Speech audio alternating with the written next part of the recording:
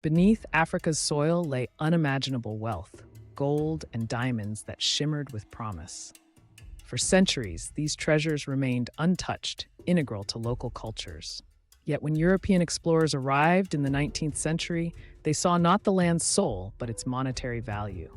This moment marked the beginning of a plunder that would reshape the continent forever, turning natural abundance into a curse disguised as opportunity. The 1884 Berlin Conference became the ultimate act of African sovereignty. European powers, armed with rulers and greed, carved the continent into arbitrary borders, ignoring ethnic ties, cultures. King Leopold II of Belgium claimed the Congo as his personal fiefdom, while Britain and France divided West Africa. These artificial lines would later ignite conflicts, but for now they served one purpose: efficient resource extraction under the guise of civilization. Mines became sites of horror. Congolese laborers, forced under Leopold's regime, severed hands for failing to meet rubber quotas. In South Africa, black workers descended into gold mines with life expectancies shorter than 5 years. The wealth flowed outward. Diamonds adorned British crowns, while locals received whips and starvation wages. This was not trade, it was industrialized theft, masked as development. Colonial railroads snaked across Africa, but these tracks led only to ports, not hospitals or schools. Built by forced labor, they transported minerals to Europe while bypassing African communities. The message was clear: the land had value, its people did not. Even today, these railways remain, rusted monuments to extraction, connecting mines to globalization's arteries, while villages nearby lack paved roads. Post-independence, colonial powers left behind puppet leaders. Mobutu in Congo, funded by the West, stole $5 billion while his people starved. Apartheid South Africa's white minority regime protected Anglo-American mining interests. These dictators and systems weren't accidents. They ensured that resource flows never truly shifted.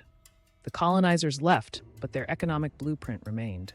The 1990s revealed the modern face of plunder. In Sierra Leone, rebels funded wars by selling blood diamonds to De Beers' supply chain. Congo's coltan mines fueled smartphones as armed groups enslaved children.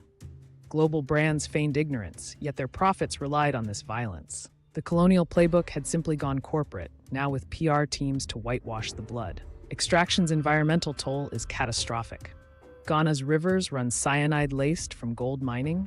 Congo's forests are gutted for minerals. These aren't mere side effects, they're calculated sacrifices. A single carat diamond requires moving 250 tons of earth. The land, once revered by indigenous communities, is now a wasteland in the global North supply chain. From Congo's Femicop Miners Union to South African activists demanding mine nationalization, Africans are reclaiming their resources. The Kimberley process, though flawed, proves change is possible. But real justice requires more: reparations, land returns, and dismantling neocolonial trade deals. The fight isn't just for minerals, it's for the right to define their own future. Today, a new wave of exploitation emerges. Chinese and Western corporations battle for lithium and cobalt, essential for green energy. Yet contracts mirror colonial ones. Africa provides raw materials, others reap the profits. The players changed, but the game remains. Wealth leaves, poverty stays. Without systemic change, the 21st century will repeat the 19th's crimes in digital disguise.